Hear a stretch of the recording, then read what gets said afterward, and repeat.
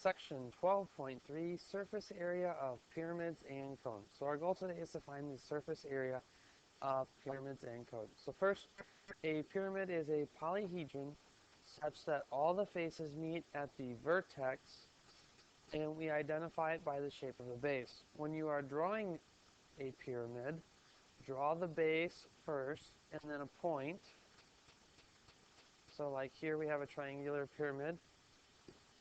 Draw the triangle, pick a point, and then connect that point to your three edges.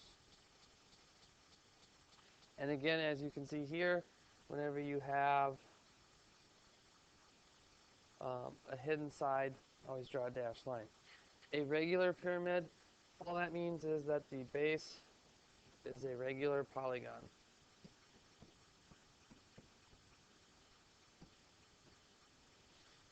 So you could have a regular triangular pyramid where the base is an equilateral triangle. You could also have a triangular pyramid where the base is any type of triangle. Alright? Big thing with pyramids and cones, you talk about slant height, which is the height of a lateral face.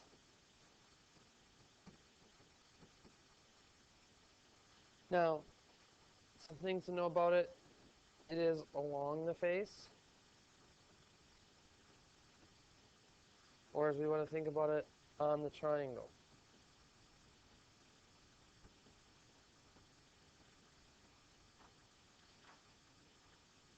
And the other note, we only do this for regular pyramids.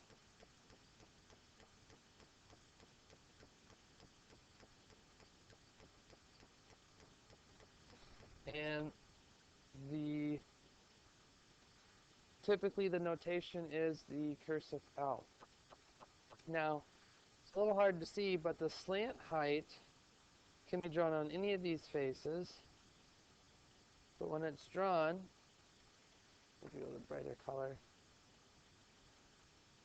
When you draw it, it is perpendicular bisector of that triangle. And you just have to realize that the bottom of the triangle is not, the base here is not going to be a right angle with the vertex, the P. And again, we label that with the cursive L. Alright, so the lateral area is the area of all triangles.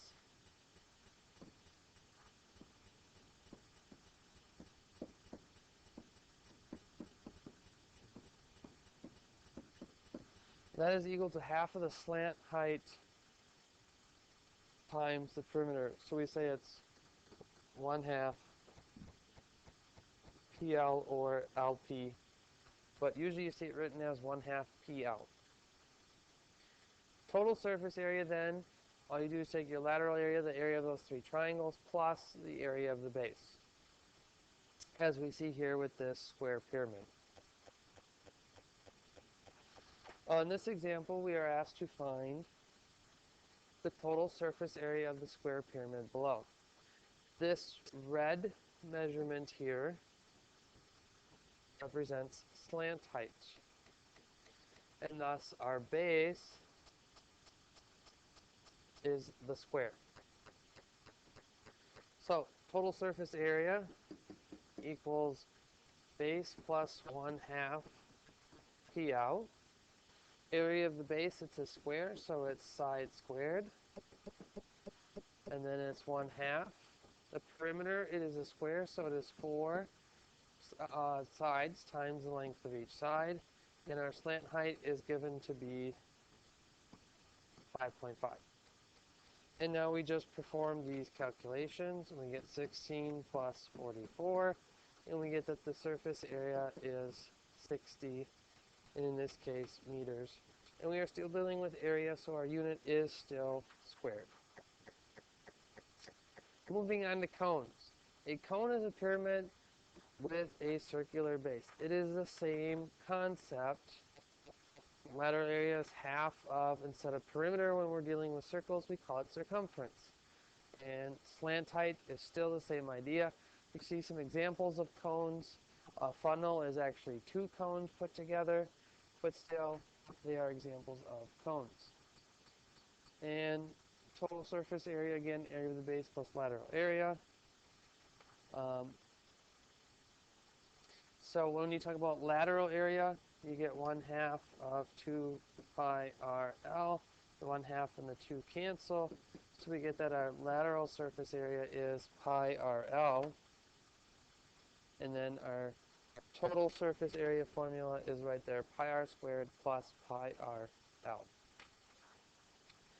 Find the surface area of each cone. When it says surface area, total surface area, same thing. When we're talking slant height, when you look at a cone like this, the slant height will always be along the edge. So we have our radius, so our surface area equals pi r squared plus pi RL. We have our radius is 8.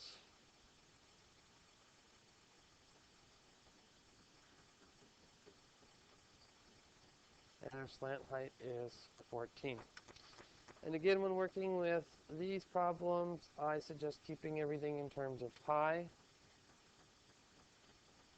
We have 64 pi plus 112 pi is 176 pi, which is approximately 552.92 centimeters squared. And again, exact versus approximate. If it says exact, leave it in terms of pi.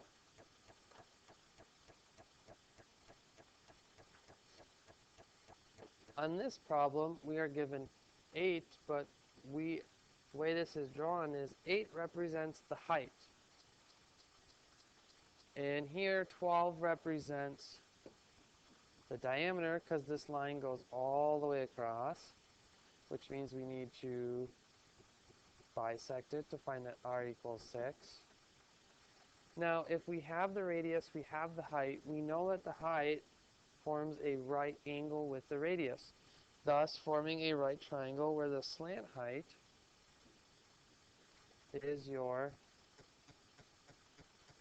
hypotenuse. So we will do 6 squared plus 8 squared equals our slant height squared.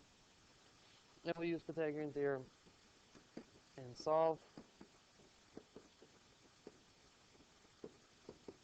We find that our slant height is 10. Once we have our slant height and our radius, it's just a matter of calculating like we did before. Surface area equals pi r squared plus pi RL.